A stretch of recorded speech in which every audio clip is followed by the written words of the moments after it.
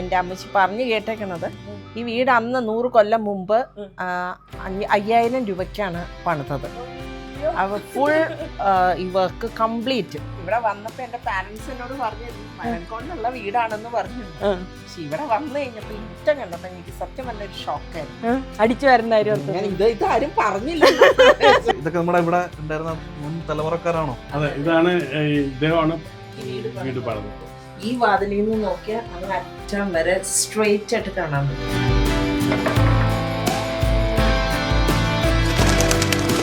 പണിത അപ്പൂപ്പൻ കൽക്കട്ടയിൽ നിന്ന് 7 രൂപക്ക് മേടിച്ചതാണ്. അതെനിക്ക് തോന്നുന്നു ഈ ഒരു 95 കൊല്ലം മുമ്പുള്ള മേടിച്ചതായിരിക്കും. ഇതൊരു നഗരമായതുകൊണ്ട് നിങ്ങളുടെ പ്രദേശത്തെ പോലെ ആയിരിക്കില്ല. ഇവിടെയൊക്കെ കുറെ കൂടി ആളുകൾ വ്യക്തിപരമായി അങ്ങോട്ടും ഇങ്ങോട്ടും വലിയ അടുപ്പമുള്ള സ്ഥലമല്ല. ഞങ്ങളെ പോലുള്ള വരത്തന്മാരൊക്കെ കൂടുതൽ താമസിക്കുന്ന ഏരിയയിലായിരിക്കും.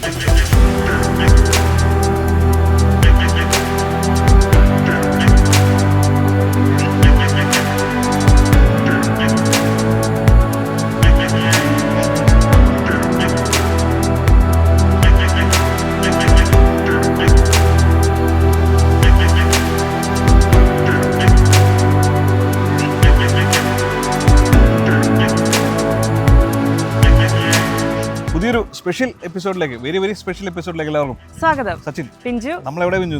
നമ്മൾ എറണാകുളം ജില്ലയിലെ തമ്മനത്താണ്. അതായത് ഞങ്ങൾ താമസിക്കുന്ന എറണാകുളം നിയോജക മണ്ഡലത്തിലെ MLA വീടാണ് നമ്മൾ ഹോം ടൂർ ചെയ്യാൻ പോകുന്നത്. ഇത് വെറും ഒരു വീടല്ല. എന്താണ് മിഞ്ചു? MLA വീട് എന്ന് പറയുന്ന ഒരു പ്രത്യേകതയ്ക്ക് പുറമെ ഈ വീട് 100 വർഷത്തോളം പഴക്കമുണ്ട്. ഒരു ജനപ്രതിനിധി ആയിരിക്കുമ്പോൾ എന്താ പറയുക, കറക്റ്റ് ഒന്ന് റിലാക്സ്, വീട്ടിൽ വന്നൊന്ന് റിലാക്സ് ചെയ്ത് പോയാലേ അതിനുള്ള ഊർജ്ജം കിട്ടുള്ളൂ അല്ലേ ബാക്കി കാര്യങ്ങൾക്ക്. അത് കൃത്യമായിട്ട് നേടിയെടുക്കുന്ന ഒരാളാണ് നമ്മുടെ TJ വിനോദ് സാർ. ആ സാറിന്റെ വീട് കാണാൻ വേണ്ടിയിട്ടാണ് നമ്മളിന്ന് വന്നിരിക്കുന്നത്. യെസ്, ഇപ്പോൾ വീടിന്റെ പ്രത്യേകത എന്ന് പറയുമ്പോൾ 100-ലധികം വർഷം പഴക്കമുള്ള ഒരു വീടാണ്. എന്തുകൊണ്ടാണ് ഈ വീട് ഇങ്ങനെ നിലനിർത്തിയിരിക്കുന്നത്? ഈ വീടിനോട് അവർക്കൊരു അറ്റാച്ച്മെന്റ് ഉണ്ടാവുമല്ലോ. അതും പിന്നെ സാറിന്റെ കുറച്ച് രാഷ്ട്രീയ ജീവിതവും അല്ലേ, പേഴ്സണൽ ലൈഫും കുടുംബജീവിതവും ഒക്കെ നമുക്ക് ചോദിച്ചറിയാം. അപ്പം മെല്ലെ വാ, കമോൺ പരിപാടി.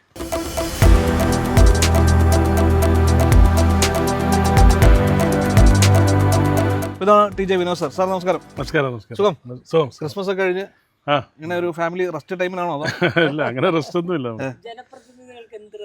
ശരിയാണ്, ഞാൻ ചോദിക്കാൻ പാടില്ലായിരുന്നു. ഇപ്പൊ വിനോദ് സാറിന്റെ വൈഫ് ഷിബിത മേഡം ഉണ്ട്, പിന്നെ 2 മക്കളാണല്ലേ? പേര് വരുൺ, സ്നേഹ. എന്താ ചെയ്യണേ? ഞാനിപ്പോ വർക്ക് ചെയ്യണേ SFO ടെക്നോളജീസ് കാക്കനാട്. ഓക്കെ. അപ്പൊ രണ്ടുപേരും വർക്ക് ചെയ്യണോ? പഠിക്കുവാണോ? എവിടെ പഠിക്കും? രാജഗിരിയിൽ. ഓക്കെ. അപ്പൊ എല്ലാവരും എറണാകുളം ചുറ്റപ്പെട്ടിട്ടാണ്. ശരിക്കും നാട് ചേർത്തലയാന്ന് പറഞ്ഞത്? എൻ്റെ ഫാദറിന്റെ വീട് ചേർത്തലയാണ്. ഇത് മദർ ഹൗസ് ആണ്. മദറിന്റെ എല്ലാവരും പെൺമക്കളായിരുന്നു. മദറിന് ഷെയർ കിട്ടിയത് ഈ വീടാണ്. അപ്പൊ ഞങ്ങള് ചെറുപ്പത്തിലേ ഇങ്ങോട്ട്. സാറിനിപ്പോ ഈ വീടുമായിട്ട് വളരെ ആത്മബന്ധം. ഞാൻ പഠിച്ചതും വളർന്നതും എല്ലാം ഈ 10 വയസ്സ് തൊട്ട് ഇവിടെ താമസം. എന്താണ് ഈ വീട് ഒന്ന് റിനോവേറ്റ്? സാധാരണ ഇത്തരം പഴക്കമുള്ള വീടുകൾ ഒന്നെങ്കിൽ റിനോവേറ്റ് ചെയ്യും നന്നായിട്ട്, നല്ല രീതിയിൽ പുതുമയുടെ കുറേ കാര്യങ്ങളൊക്കെ ഉണ്ട്. പക്ഷെ ഇത് ഞാൻ അങ്ങനെയൊന്നും കണ്ടില്ല. അത് ഫ്ലോർ മാത്രമൊക്കെയാണ് മെയിനായിട്ട് റിനോവേഷൻ വർക്കായിട്ട് ചെയ്തിട്ടുള്ളത്. എന്തുകൊണ്ടാണ് ഈ വീട് അങ്ങനെ നിർത്തിയിരിക്കുന്നത്? ഇത് നമ്മുടെ മുത്തപ്പൂപ്പനായിട്ട് നിർമ്മിച്ചൊരു വീടാണ്. ഓക്കെ. അപ്പോൾ അവർ വലിയ കഷ്ടപ്പെട്ട് വലിയ അന്നത്തെ ഒരു കാലഘട്ടത്തിൻ്റെ അനുസൃതമായി വെള്ളപ്പൊക്കം ഉണ്ടായപ്പോൾ ഫൗണ്ടേഷനാണ്. ആ ഒരു കാലഘട്ടത്തിന് അനുസൃതമായി പണിതൊരു വീടാണ്. ഒരുപാട് ഓർമ്മകളുണ്ടാവും വീട്, ഈ വീട്ടുമുറ്റമൊക്കെ ബന്ധപ്പെട്ട്. ഈ ടൗണിന് നടുക്ക് ഇങ്ങനെ ഒരു മുറ്റമൊക്കെ ആയിട്ടൊരു വീടെന്ന് പറഞ്ഞു ഞാൻ ശരിക്കും ഇവിടെ എത്തിയപ്പോൾ ഞെട്ടിപ്പോയി. ഫ്രണ്ട്സൊക്കെ മിക്കവാറും വരുമ്പോഴും ഇങ്ങനെ ഒരു വളരെ ട്രഡീഷണൽ ആയ വീട് കാണുമ്പോൾ എന്ത് പറയാറുണ്ട്? എന്തൊക്കെയാണ് അവർക്ക് തോന്നുന്നൊരു ഫീല്? അവരും ഇതുപോലത്തെ വീട് ആദ്യമായിട്ടാണ് കാണുന്നത്. അപ്പോൾ അവർക്ക് ഭയങ്കര എക്സൈറ്റ്മെന്റ്. അപ്പോൾ അവര് ഇങ്ങനെ ഇവിടെ തൊട്ട് ഫുൾ ചുറ്റം കണ്ട് എല്ലാം എക്സ്പ്ലോർ ചെയ്തിട്ടൊക്കെ വീടിൻ്റെ അകത്ത് കയറുക. എന്നിട്ട് പിന്നെ വീടിൻ്റെ അകത്ത് എല്ലാം എക്സ്പ്ലോർ ചെയ്യും. അപ്പോൾ ഈ ഓടിട്ട വീട്, ഇതെല്ലാം ഇതെല്ലാം അവർക്ക് പുതിയ കാര്യമാണ്. 2K ആണോ? അപ്പൊ തീർച്ചയായിട്ടും കണ്ടിട്ടുണ്ടാവില്ല. ഇല്ല, ആരും കണ്ടിട്ടില്ല ഇതുപോലത്തെ ഒരു വീട്. എല്ലാവർക്കും കൗതുകം, പിന്നെ എല്ലാരും വന്ന് ഫോട്ടോ എടുക്കലും കാര്യങ്ങളൊക്കെയാണ്. അപ്പൊ എങ്ങനെ തോന്നാറില്ല അപ്പൊ നമുക്കൊരു അടിപൊളി വീട് പണിയാം, ഈ പഴയ വീട് വേണ്ടാന്ന് തോന്നാറുണ്ട്? അങ്ങനെ സാറ് എന്ന് പറഞ്ഞാൽ വളരെ ദീർഘകാലമായിട്ട് രാഷ്ട്രീയ രംഗത്ത് നല്ല പാരമ്പര്യമുള്ള ഒരു വ്യക്തിയാണ്, കോൺഗ്രസ് നേതാവാണ്. അതേസമയം കൊച്ചിൻ കോർപ്പറേഷൻ്റെ ഡെപ്യൂട്ടി മേയറായിരുന്നു ദീർഘകാലം. അതിന് DCC പ്രസിഡന്റാണ്, MLA ആണ്. വയനാട്ടുകാരാണല്ലോ ഞങ്ങൾ. ഇവിടെ വന്ന് താമസിക്കുന്ന സാറിന്റെ നിയോജക മണ്ഡലത്തിലാണ്. അപ്പൊ ഞങ്ങളുടെ വടുതലയിലാണ് താമസിക്കുന്നത്. ഇതൊരു നഗരമായതുകൊണ്ട് നിങ്ങളുടെ പ്രദേശത്തെ പോലെ ആയിരിക്കില്ല. ഇവിടെയൊക്കെ കുറെ കൂടി ആളുകൾ വ്യക്തിപരമായി അങ്ങോട്ടും ഇങ്ങോട്ടും വലിയ അടുപ്പമുള്ള സ്ഥലമല്ല. ഞങ്ങളെ പോലുള്ള വരത്തന്മാരൊക്കെ കൂടുതൽ താമസിക്കുന്ന ഏരിയയിലായിരിക്കും. ഇവിടെ എല്ലാവരും അങ്ങനെ ഒരു ജീവിക്കാൻ വേണ്ടിയിട്ടുള്ള വലിയ ഒരു പ്രയാസത്തിൽ ജീവിക്കുന്ന പ്രദേശമാണ്. ഇപ്പോൾ രാവിലെ മുതൽ വൈകുന്നേരം വരെ ജോലിക്ക് പോയി വൈകുന്നേരം വീട്ടിൽ വന്ന് ഭാര്യയും മക്കളൊക്കെ ആയിട്ട് ജീവിക്കുന്നൊരു പ്രദേശമാണ് നഗരം. ഒരു സോഷ്യൽ ആയിട്ട് എല്ലാവരുമായിട്ടൊരു യൂണിറ്റി, അങ്ങനെ ഒരു ഇടപെടാനുള്ള സമയം പലപ്പോഴും നഗരവാസികൾക്ക് കിട്ടും. തിരക്കാണ്, വളരെ ബിസി ലൈഫാണ്. കൊച്ചിയാണ് സ്ഥലം, എറണാകുളമാണ്. അപ്പോൾ അതിൻ്റെ ഒരു ഇതുണ്ട്. നിങ്ങളുടെ പ്രദേശത്ത് അതല്ല, ഒരു ഗ്രാമീണ അന്തരീക്ഷമാണ്. എല്ലാവർക്കും അങ്ങോട്ടും ഇങ്ങോട്ടും അറിയാം. ഇത് പരസ്പരം അറിയണമെന്നില്ല. ഏറ്റവും ബേസിക് കാര്യങ്ങൾ തൊട്ട് അന്വേഷിച്ച് പഠിച്ചിട്ട് പ്രവർത്തനം നടത്തുന്ന ഒരാളാണെന്നാണ് നമ്മൾ അറിയുന്നത്. അപ്പം അതിൻ്റെ ഒരു എക്സ്പീരിയൻസ് ഈ ജനങ്ങളുടെ ഇടയ്ക്ക് ഇത്രത്തോളം ഇടപഴകി, അതായത് ചെറിയ കാര്യങ്ങൾ തൊട്ട് ഗ്രാസ് റൂട്ട് ലെവലിലാണ് സാറ് പ്രവർത്തിക്കുന്നത്. ഞാൻ വിദ്യാർത്ഥിയായിരിക്കുമ്പോൾ മുതൽ രാഷ്ട്രീയ പ്രവർത്തന രംഗത്ത് പാഷനേറ്റ് ആയിട്ട് തന്നെ അങ്ങനെയല്ലേ യാദൃച്ഛികമായി വന്നതാണ്. അപ്പം അതിനുശേഷം ഇങ്ങനെ നമ്മുടെ സാഹചര്യങ്ങൾ അതിനനുസൃതമായി എനിക്ക് സഹായകരമായി. അതുകൊണ്ട് ഞാൻ അതിൻ്റെ ഭാഗമായി പോയി. ഞാൻ ഒരു 95 ആദ്യമായിട്ട് കോർപ്പറേഷൻ കൗൺസിലറായി. അതിന് മുന്നേ കോളേജ് യൂണിയൻ ചെയർമാനായി. പിന്നെ അങ്ങനെ തുടർച്ചയായിട്ട് ഇങ്ങനെ ജനങ്ങളുമായി അടുത്ത് പ്രവർത്തിക്കാനുള്ള അവസരമുണ്ടായി. അവരും നമ്മളുമായി വളരെ അടുത്ത് വളരെ സൗഹാർദ്ദമായ, അവരൊരു പ്രയാസം ഉണ്ടാകുമ്പോൾ നമ്മൾ ഓടിയെത്തും, അവരുടെ കാര്യങ്ങളിൽ നമ്മൾ ഇടപെടും. അങ്ങനെ ഒരു വലിയ ഒരു ഇൻട്രാക്ഷൻ ജനങ്ങളുമായി എനിക്ക് കഴിഞ്ഞ കുറേ നാളുകളായി ഉണ്ടാക്കി. ഓക്കെ, അപ്പോൾ നമുക്ക് സാറിന് വീടൊന്ന് നടന്ന് കണ്ടാലോ? അല്ലേ, കമ്പോണ പരിപാടി. അപ്പൊ സാറ് 10 വയസ്സിൽ കൃത്യമായിട്ട് താമസിക്കാൻ തുടങ്ങിയ വീട് നമുക്ക് കയറി കാണാം അല്ലേ? തീർച്ചയായിട്ടും. എത്ര പേര് വന്നു പോകുന്നു അല്ലേ? ജനപ്രതിനിധിയുടെ വീടാവുമ്പം അറിയാലോ ഇവിടുത്തെ തിരക്കൊക്കെ. വളരെ നീളത്തിലുള്ളൊരു വരാന്ത അല്ലേ? ഇവിടെയല്ലേ കെട്ടിക്കേറി വന്നത്? അതെങ്ങനെയുണ്ടായിരുന്നു ആ ഒരു എക്സ്പീരിയൻസ്, വീടൊക്കെ ആ സമയത്ത്? ഇവിടെ വന്നപ്പോ എന്റെ പാരന്റ്സ് എന്നോട് പറഞ്ഞിരുന്നു മരം കൊണ്ടുള്ള വീടാണെന്ന് പറഞ്ഞിരുന്നു. പക്ഷെ ഇവിടെ വന്നു കഴിഞ്ഞപ്പോ ഈ മുറ്റം കണ്ടപ്പോ എനിക്ക് സത്യം പറഞ്ഞ ഒരു ഷോക്കായിരുന്നു.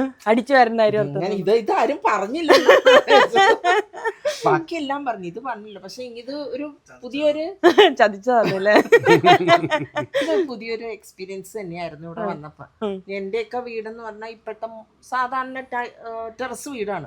ഇവിടെ വന്നപ്പോ ഈ മരത്തിന്റെ വീട്, പക്ഷെ അതിലെ സുഖം പിന്നെ ഇവിടെ വന്ന് കയറിയപ്പോഴാണ് നമ്മൾ അറിയുന്നത്. ഇനി ഇവിടുന്ന് മാറാൻ പറഞ്ഞാൽ പോവില്ല, ഒരു സുഖം തന്നെയാണ്. കാരണം ഇത് ചൂടത്താണെങ്കിലും ഇവിടെ ഒരു കൂളിംഗ് എഫക്റ്റാ. സാറിനെയും കൂളാക്കി വെക്കുന്ന ഈ വീടാണല്ലേ? ആയിരിക്കും. ഈ വീട്ടില് ഞാൻ എൻ്റെ അമ്മച്ചി പറഞ്ഞു കേട്ടേക്കണത്, ഈ വീട് അന്ന് 100 കൊല്ലം മുമ്പ് 5000 രൂപയ്ക്കാണ് പണിതത്. ഫുൾ ഈ വർക്ക് കംപ്ലീറ്റ് 5000 രൂപയായിട്ടുള്ളതെന്നാണ് പറയുന്നത്. അന്നത്തെ കാലത്ത് 5000 ആണ്, അതറിയില്ല. പക്ഷെ എൻ്റെ ഗ്രാൻഡ് മദറിന്റെ അമ്മച്ചിയുടെ അമ്മയുടെ ഫാദറാണ് ഇത്. സാറിന്റെ കുറെ കസിൻസ് ഒക്കെ ഉണ്ടോ? ഉണ്ട്. എല്ലാരും ഇവിടെയാണോ കൂടുതൽ? ഇവിടെ വരും എല്ലാവരും. പെരുന്നാളൊക്കെ ആകുമ്പോൾ, ക്രിസ്മസ് ഒക്കെ ആകുമ്പോൾ എല്ലാവരും വരും. എൻ്റെ സിസ്റ്റേഴ്സ് വരും. എൻ്റെ ബ്രദേഴ്സൊക്കെ തൊട്ട് പുറകിലാണ് താമസിക്കുന്നത്. അവരെല്ലാവരും ഉണ്ട്. അവരെല്ലാവരും ഞങ്ങളൊരു ജോയിന്റ് ഫാമിലി പോലെ. ഈ ജനലൊക്കെ പഴയ ഇതൊക്കെ പഴയ ജനലാണ്. ഇവിടെ ഒരു പഴയൊരു വാതിലുണ്ടായിരുന്നു, അത് മാറ്റിയ ജനലാക്കിയത്. ചെറിയ വ്യത്യാസങ്ങൾ വരുത്തിയിട്ടുണ്ട്. ചില്ലായിരുന്നില്ല, ഇവിടെ മരമായിരുന്നു. അപ്പൊ ഏത് ഉച്ചക്ക് വേണമെങ്കിലും ജനലടച്ചാൽ നല്ല ഇരുട്ടാണ്. അപ്പൊ അതുകൊണ്ടാണ് പിന്നെ ചില്ലാക്കിയത്, കാരണം ഒട്ടും വെളിച്ചം കേറില്ല. അങ്ങനത്തെ കുറച്ച് വെളിച്ചമൊക്കെ കയറാനുള്ള മാറ്റങ്ങൾ മാത്രമേ ഇവിടെ വരുത്തിയിട്ടുള്ളൂ. ഈ ഭാഗം ചെറുതായിട്ട് ടൈലൊക്കെ ചേഞ്ച് ചെയ്ത് റിനോവേഷൻ നടത്തിയിട്ടുണ്ട്. പകുതിയേ ഉണ്ടായുള്ളൂ, അത് കുറച്ചും കൂടി എക്സ്റ്റെൻഡ് ചെയ്തെടുത്തതാ. എങ്ങനെയാണ് സാറിന്റെ ഷെഡ്യൂൾ ഒരു ദിവസം? ഞാൻ രാവിലെ ഒരു 5:30 ആകുമ്പോൾ എഴുന്നേൽക്കും. 6 മണിയാകുമ്പോൾ സ്റ്റേഡിയത്തിൽ പോയി ഒരു മണിക്കൂർ നടക്കും. തിരിച്ചു വന്നാൽ പിന്നെ നമ്മളെ വിസിറ്റേഴ്സ് ഒക്കെ വരും, അവരെയൊക്കെ കണ്ട്. ഇവിടെ ചെറിയൊരു ഓഫീസ് ഉണ്ടല്ലേ? ഇവിടെ ഓഫീസ് എറണാകുളത്താണ്, പക്ഷെ ഈ ലോക്കലായിട്ടുള്ള ആളുകളെല്ലാം ഇവിടെ വരും. അവരെല്ലാം രാവിലെ കണ്ട് പിന്നെ ഞാൻ ഓഫീസിൽ പോകും. ഒരു 11-11:30 ഓഫീസിൽ ചെല്ലും. പിന്നെ നഗരത്തിൽ പല സ്ഥലത്തും മരണങ്ങളുണ്ടാവും, പരിപാടികളുണ്ടാവും. അതിൽ പങ്കെടുത്ത ശേഷം ഒരു 12 മണിക്ക് മുമ്പായിട്ട് ഓഫീസിൽ എത്തും. തിരിച്ചെത്തുന്ന ഏത് സമയത്ത്? ചില ദിവസം വളരെ വൈകും, ചില ദിവസം ഒരു 9-10 മണിയാകുമ്പോൾ. രാവിലത്തെ ഒരു ആംബിയൻസ് ഈ വീട്ടിൽ അനുഭവിച്ചു കഴിഞ്ഞാൽ പിന്നെ പോയാൽ രാത്രിക്ക് തിരിച്ചു വരാൻ പറ്റുള്ളൂ അല്ലേ? പിന്നെ ചില ദിവസം ഉച്ചക്ക് വന്ന് ഇവിടെ അടുത്ത എവിടെയെങ്കിലും ഒക്കെയാണ് ഇവിടെ വന്ന് ഭക്ഷണം കഴിക്കാം. എറണാകുളത്ത് നിന്ന് തന്നെ ഭക്ഷണം. ഈ വരാന്തയുടെ മറ്റൊരു പ്രത്യേകത എന്ന് പറഞ്ഞാൽ ഈ പഴയ വീടിന്റെ ഏറ്റവും ഹൈലൈറ്റ് ഈ തൂണുകളാണ്, മരത്തിന്റെ തൂണുകൾ. അത് ഒരു ആഢ്യത്വമാണ് അതെ ശരിക്കും വീടിന് തരുന്നത് അല്ലേ. അപ്പോൾ ശരി, ആ നീളം വരാന്തയിൽ നിന്ന് നമുക്ക് മെല്ലെ ഉള്ളിലേക്ക് കയറാം. ഞാൻ നിങ്ങളെ ക്ഷണിക്കണോ, നിങ്ങൾ എന്നെ? ഞാൻ വിളിക്കുന്നു. അപ്പോൾ വീടിൻ്റെ ഉള്ളിലേക്ക് കയറാം. ഈ കയറുമ്പോൾ തന്നെ നമുക്ക് ഈ പഴയ വീടുകളിൽ പ്രത്യേകത ഈ പടി അല്ലേ, വാതിൽപ്പടി കുറച്ച് കാല് പൊന്തിച്ച് ഉയർത്തി വെച്ചിട്ട് വേണം അകത്തേക്ക് കയറാനായിട്ട്. യെസ്, ഉള്ളിലേക്ക് കയറി. ഇവിടെ എവിടെയാണ് സാറിൻ്റെ ഓഫീസ്? ഇത് എൻ്റെ ഇവിടുത്തെ ഓഫീസാണ്. ആഹാ, ചെറിയൊരു സെറ്റപ്പാണ്, പക്ഷെ വളരെ ഒതുക്കമുള്ളൊരു space. ഇതൊക്കെ നമ്മുടെ ഇവിടെ ഉണ്ടായിരുന്ന മുൻ തലമുറക്കാരാണോ? അതെ, ഇതാണ് ഇദ്ദേഹമാണ് വീട് പണിത്.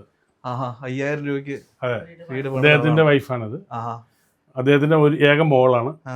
ഭർത്താവാണ്. എന്റെ ഫാദർ. സാറിന്റെ ഓർമ്മയിൽ ഇവർ ആരെങ്കിലും ഉണ്ടോ? ഈ 3 പേര് ഞാൻ നല്ല ഓർമ്മ. ഈ 3 പേര് ആ, അവരേ ഉള്ളല്ലേ. പിന്നെ ചെറിയൊരു ഓർമ്മ ഉണ്ടാവുള്ളൂ. അല്ലല്ല, അവരൊക്കെ അമ്മച്ചൊക്കെ അപ്പച്ചനെ മുത്തിയപ്പൂപ്പനെ എനിക്ക് നല്ല ഓർമ്മയില്ല. വീട്ടുപേരെന്താണ് ഇവിടെ? ഇവിടെ പള്ളത്ത് വീട്. ഓക്കെ. പിന്നെ അത് കുടാരപ്പള്ളിയായി ഇപ്പൊ തൈവേലിക്കകത്ത്. ഇവിടെ അറിയപ്പെടുന്നത് നാരോത്ത് പറമ്പെന്നാണ്. നാരോത്ത്. ഇവിടെ ഈ ലോക്കൽ ആകുമ്പോൾ നാരോത്ത് നിന്നാണെന്ന് പറയുമ്പോഴാണ് എല്ലാവരും അറിയുന്നത്. ഈ പറമ്പിന്റെ പേര് നാരോത്തുനിന്നാണ്. അപ്പോൾ നമ്മൾ വീടിന്റെ ഉള്ളിലേക്ക് അകത്തളത്തിലേക്ക് കയറുകയാണ്. അവിടെ ഉണ്ട് ഒരു പടി, സൂക്ഷിച്ച് കയറണം, അടിച്ചു വീഴരുത്. ബാ കയറി. അപ്പോൾ ഇതാണ് നമ്മുടെ സ്വീകരണ മുറി. അതെ അതെ. ഇവിടെയും ഇത് ഇങ്ങനെ തന്നെയാണോ നിലനിർത്തിയിരുന്നത് പണ്ട്? അല്ലല്ല, ഇത് ചെറിയ ഈ ഇതുപോലെ 3-4 കസേരകൾ ആയിരുന്നു. ഇതൊരു ബെഡ്റൂം ആയിരുന്നു ആക്ച്വലി. ഇതൊരു ഹോള് പോലെ ആയിരുന്നു ഈ വരാന്ത. അത് അവിടെ ഒരു ഇടമതിൽ കെട്ടി അവിടെ ഒരു ബെഡ്റൂം ആക്കിയിട്ട് ഇത് നമ്മളിങ്ങനെ സ്പേസ് ആക്കി മാറ്റി. ഇവിടെ കട്ടിലാണ്, ഒരു കട്ടില കിടന്നിരുന്നത്. കടന്ന് അപ്പൂപ്പൻ ഇവിടെ കിടന്നിരുന്നത്. ഓക്കെ, അതൊക്കെ ഓർമ്മയുണ്ട്. അല്ല, അത് പറഞ്ഞ അമ്മൂമ്മയൊക്കെ പറഞ്ഞിട്ടുണ്ട്. എനിക്ക് ഈ പഴയ വീടുകളിൽ പോയിരിക്കുമ്പോൾ ഇങ്ങനെ അല്ലെങ്കിൽ ആരൊക്കെ എന്തൊക്കെ സംസാരങ്ങൾ, എന്തൊക്കെ സംഭവങ്ങൾ ഒക്കെ സാക്ഷിയായിട്ടുള്ള ചോരുകളും അല്ലേ, മച്ചൊക്കെ ആയിരിക്കും വീട്ടിലുണ്ടാവുക അല്ലേ. അപ്പോൾ ഈ മച്ചൊക്കെ പഴയ അത് തന്നെയാണ്. മച്ചയൊക്കെ എല്ലാ വർഷവും നമ്മൾ ഡീസലടിക്കും. 2 വർഷം കൂടുമ്പോൾ വാർണിഷ് പൊളിഷും. നല്ല മരം തോന്നുന്നല്ലേ. അതെ. ഓക്കെ. പിന്നെ ഞാൻ കണ്ട വേറൊരു പ്രത്യേകത ഉണ്ടല്ലോ, ഇവിടെ ഒരു പ്രാർത്ഥന അല്ലെങ്കിൽ ഒരു രൂപക്കൂട് പോലെയുണ്ട്. അത് നമ്മൾ സാധാരണ പുറത്തേക്ക് എക്സ്പോസ് ചെയ്തിരിക്കുന്ന രീതിയിലല്ല, അകത്തേക്കാണ്. അന്ന് കാലത്തുള്ള തന്നെയാണ്. അതിങ്ങനെ ക്ലോസ് ചെയ്ത് വെക്കാൻ പറ്റുന്ന രീതിയിലാണ്. ആ കൊത്തുപണികളും വാതിലും ഒക്കെ പഴയത് തന്നെ. അതുപോലെ തന്നെ അവിടെ ഒരു ഇവിടെ ബൈബിൾ സ്റ്റാൻഡ് അല്ലെങ്കിൽ രൂപക്കൂടൊക്കെ വെക്കുന്ന ഒരു സ്റ്റാൻഡ് ഇവിടെ വെച്ചിട്ടുണ്ട് അല്ലേ.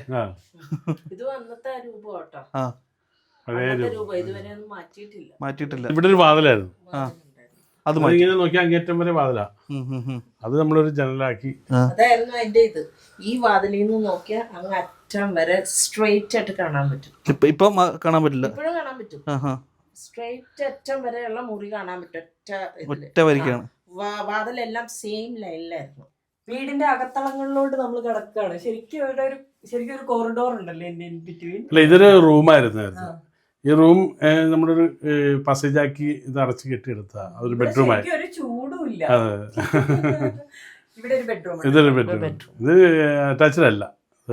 അല്ല. പഴയ തടികൾ, ഫർണിച്ചർ ഒക്കെ പഴയത് തന്നെ. അതെ, അത് ഇതൊക്കെ നമ്മൾ പണിതാണ്. ഈ പുതിയത്. ഇത് മെയിൻ്റെനൻസ് ഭയങ്കര പാടാണോ? മെയിൻ്റെനൻസ് നമ്മൾ മെയിൻറ്റെയിൻ ചെയ്യണം, അതല്ലെങ്കിൽ ചെതല് വരും. അത് നമ്മൾ ഡീസൽ അടിക്കും. മഴക്കാലം കഴിയുമ്പോഴേ നമ്മൾ ഡീസൽ അടിക്കും മുകളില്. അപ്പൊ പിന്നെ വാർണിഷ് അടിക്കും, മുകളിലടിക്കും. അതിന്റെ മുകളിൽ ഡീസൽ അടിക്കും. ഇത് മറ്റൊരു അറ്റാച്ച്ഡ് ബെഡ്റൂം. ഇതൊക്കെ പഴയ കാലഘട്ടത്തിലെ വാതിൽ തന്നെ. Dining room.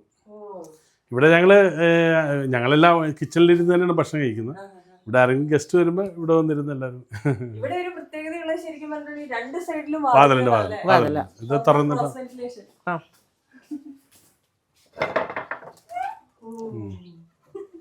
എത്ര ബെഡ്റൂം ഉണ്ട് ഈ വീട്ടില്? ബെഡ്റൂം 4 ഉണ്ട്. 4 ബെഡ്റൂം. ഇത് ഞങ്ങളുടെ ഗോവണി മുറിയാണ്. ഗോവണിയിലാണ്, ഇതിലൂടെയാണ് മുകളിലേക്ക് കയറി പോകുന്നത്. മച്ചിലോട്ട് കയറും. സ്റ്റോർ പോലെ ഉപയോഗിക്കുന്ന ഈ ക്ലോക്ക് പണ്ട് കൽക്കട്ടയിൽ നിന്ന് ഈ പണിത അപ്പൂപ്പൻ കൽക്കട്ടയിൽ നിന്ന് 7 രൂപക്ക് മേടിച്ചതാണ്. അതെനിക്ക് തോന്നുന്നു ഈ ഒരു 95 കൊല്ലം മുമ്പുള്ള മേടിച്ചതായിരിക്കും. പക്ഷെ അത് കുറേ നാൾ വരെ ഞാൻ കല്യാണം കഴിഞ്ഞ് വരുമ്പോഴൊക്കെ വർക്ക് ചെയ്യുമായിരുന്നു. പിന്നീട് അത് നന്നാക്കിയിട്ടും അധികം നാൾ നിൽക്കുന്നില്ല. പിന്നെ അതൊരു പുരാവസ്തു ആയിട്ട് ഇങ്ങനെ സൂക്ഷിച്ച് വെച്ചേക്കാം. ഇത് വേറൊരു ബെഡ്റൂം. പഴയ തറവാടായതുകൊണ്ട് ഇടയ്ക്കിടയ്ക്ക് ആൾക്കാരുണ്ടാവൂല്ലേ, ബന്ധുക്കളായിട്ടും. അതെ, താമസിക്കാനായിട്ട് വേറെ കേട്ട് വരും. ഇതാണ് കിച്ചൺ. കുറച്ചെങ്കിലും ഒരു പുതുമ കൊടുത്തിരിക്കുന്നത് കിച്ചണിനാണ്. കിച്ചണിലാണ്. ആ. ഇത് എത്ര നാൾ മുമ്പ് renovate ചെയ്തു? എല്ലാം 20 years. 20 years അത് കഴിഞ്ഞിട്ടൊന്നും ഇതിന്മേൽ പണി നടത്തിയിട്ടില്ല. 20 കൊല്ലം മുമ്പ് ചെയ്തതാ. ചെയ്തു വെച്ചത്. എങ്ങനെയുണ്ട് കുക്കിംഗ് ഒക്കെ? കുക്കിംഗ് ഒക്കെ ഞാൻ തന്നെ. സാറിനൊന്നും സമയമില്ലല്ലോ അല്ലേ? സാറിന് സമയമില്ല. സാർ എങ്ങനെ ഭക്ഷണം കഴിക്കാനൊക്കെ നന്നായി നന്നായി എൻജോയ് ചെയ്ത് കഴിക്കുന്ന ശരിക്കും ഈ ജനപ്രതിനിധികളുടെ കുടുംബം എന്ന് പറയുന്ന മറ്റേ ഇതിനകത്തൊക്കെ പറയുന്ന സന്ദേശ സിനിമയിലൊക്കെ പറയുന്ന പോലെ ഏകാന്തത അനുഭവിക്കേണ്ടി വരും എന്നൊക്കെ പറയുന്ന പോലെ അങ്ങനെയൊന്നും ഇല്ല. ഇല്ല അല്ലേ? ഇല്ല. കുടുംബത്തിന് വേണ്ടി സമയം കണ്ടെത്തും. സമയം തീർച്ചയായിട്ടും കണ്ടെത്താറുണ്ട്. ആണോ? കുടുംബത്തോടൊപ്പം യാത്ര പോകാൻ വളരെ ഇഷ്ടപ്പെടുന്ന ഒരാളാണ്. അപ്പൊ സാറ് ഭയങ്കര ഫ്യൂച്ചറിസ്റ്റിക് ആയിട്ട് വെച്ചൊരു സംരക്ഷിച്ചു വരുന്നൊരു വീടാണ്. അതുപോലെ തന്നെ എറണാകുളത്തെ കുറെ നാളായിട്ട് നല്ല രീതിയിൽ നോക്കിക്കൊണ്ടിരിക്കുന്ന ആളാണ്. ഇനി എന്താണ് ഫ്യൂച്ചറിൽ നമ്മുടെ എറണാകുളത്തിന് എറണാകുളം പോലെ ഒരു നഗരം എന്ന് പറഞ്ഞാൽ എപ്പോഴും ഫ്ലോട്ടിംഗ് പോപ്പുലേഷനുള്ള ഒരു നഗരമാണ്. അപ്പോൾ സ്വാഭാവികമായും ഒരുപാട് ജനങ്ങൾ വന്നു പോകുന്നു. അപ്പോൾ അതിനനുസൃതമായ നഗരത്തിനൊരു വളർച്ച ഉണ്ടാകും. ആ വളർച്ച ഉണ്ടാകണമെങ്കിൽ നഗരം ഒന്ന് ശുചിത്വമുള്ള നഗരമായിരുന്നു. 2 വെള്ളക്കെട്ടാണ് നഗരം വലിയൊരു നേരിടുന്ന പ്രശ്നം. അത് പരിഹരിക്കുന്നതിന് ആവശ്യമായ നടപടി ചെയ്യുന്നു. ഇപ്പോൾ അതിനുള്ളൊരു പദ്ധതി സ്റ്റേറ്റ് ഗവൺമെൻറ് സഹകരണത്തോടുകൂടി നടപ്പാക്കാനായിട്ട് അതിൻ്റെ നടപടികൾ ആരംഭിച്ചിരിക്കുന്നത്. 6 കനാലുകൾ വൈഡൻ ചെയ്ത് എൻക്രോച്ച്മെൻ്റ് എല്ലാം മാറ്റി നീരൊഴുക്ക് സുഗമമാക്കുന്ന അതിലൂടെ നമ്മുടെ വെള്ളക്കെട്ട്, കാരണം നമ്മുടെ എറണാകുളത്ത് ഇപ്പോൾ നെൽപ്പാടങ്ങളൊന്നുമില്ല, എല്ലാവരും നികത്തിയോടെ എല്ലാം വീട് കെട്ടിപ്പോയി. വെള്ളക്കെട്ടിനൊരു പ്രധാന കാരണം വെള്ളം ഒഴുകി പോകാനുള്ള തടസ്സമായി നിൽക്കുന്ന കുറെ ബിൽഡിംഗ് നിൽക്കുന്ന സ്ഥലങ്ങളൊക്കെ പണ്ട് ചതുപ്പ് തന്നെയായിരുന്നു. അപ്പോൾ അതിന് ഒരു പരിഹാരം എന്നുള്ള നിലയിലാണ് ഈ കനാൽ റീജനറേഷൻ പദ്ധതി എന്ന് പറഞ്ഞൊരു പദ്ധതി നടപ്പാക്കാൻ സംസ്ഥാന ഗവൺമെൻറ് തീരുമാനിച്ചിട്ടുണ്ട്. അതിന് 3300 കോടി രൂപയുടെ ഒരു പദ്ധതിയാണ്. നമുക്ക് നിലവിലുള്ള 6 കനാലുകൾ വൈഡൻ ചെയ്ത് നീരൊഴുക്ക് സുഗമമാക്കി അതിലൂടെ വെള്ളക്കെട്ടിന് ശാശ്വതമായ ഒരു പരിഹാരം ഉണ്ടാക്കുക എന്നുള്ളതാണ്. പിന്നെ അടിസ്ഥാന സൗകര്യ വികസനവുമായി ബന്ധപ്പെട്ട് നമ്മുടെ വടുതല പാലം ROB അത് വലിയ പ്രശ്നമാണ്. ഞാൻ വന്ന ശേഷമാണ് അത് പൂർത്തീകരിക്കുക. വടുതല പേരണ്ടൂർ പാലം, അതുപോലെ തന്നെ അറ്റ്ലാന്റിസ് ROB, അങ്ങനെ നഗരവുമായി ബന്ധപ്പെട്ട് കുറേയധികം അടിസ്ഥാന സൗകര്യ വികസനവുമായി ബന്ധപ്പെട്ടുള്ള പദ്ധതികൾ. തമ്മനം പുല്ലേപ്പടി റോഡുണ്ട്, പിന്നെ ഗോശ്രീ മാമംഗലം റോഡുണ്ട്. അപ്പം അത്തരം പദ്ധതികൾ യാഥാർത്ഥ്യമാക്കിയ നഗരത്തിൻ്റെ ഇന്നത്തെ ഒരു പ്രതിസന്ധി മാറും. പിന്നെ ഏറ്റവും പ്രശ്നം കുടിവെള്ളമാണ്. നഗരത്തിൽ പ്രതിദിനം ഇപ്പോൾ 45 ദശലക്ഷം ലിറ്റർ വെള്ളത്തിന് ഷോർട്ടേജ് ഉണ്ട്. അപ്പം അത് പരിഹരിക്കുന്നതിന് പുതിയൊരു കുടിവെള്ള പദ്ധതി വരണം. കുറേ നാളായിട്ട് അങ്ങനെ ഒരു പദ്ധതി ഇല്ല. ഇപ്പോൾ പുതിയ ഒരു പദ്ധതി നമ്മൾ 190 ML ഒരു പദ്ധതി ആരംഭിക്കാൻ തത്വത്തിൽ തീരുമാനിച്ചിട്ടുണ്ട്. അപ്പോൾ തെരഞ്ഞെടുപ്പ് കഴിയുമ്പോൾ അതിൻ്റെ ടെൻഡർ നടപടികൾ വരുമെന്നുള്ള പ്രതീക്ഷയിലാണ് പോകുന്നത്. അപ്പോൾ അത് പരിഹരിച്ചാൽ കുടിവെള്ള ക്ഷാമം. അപ്പം നഗരത്തിലെത്തുന്ന ഒരാൾക്കും ജീവിക്കാൻ ഉതകുന്ന രീതിയിലുള്ള സൗകര്യങ്ങൾ ഉണ്ടാക്കണം എന്നുള്ളതാണ് എൻ്റെ ഒരു വിഷയം.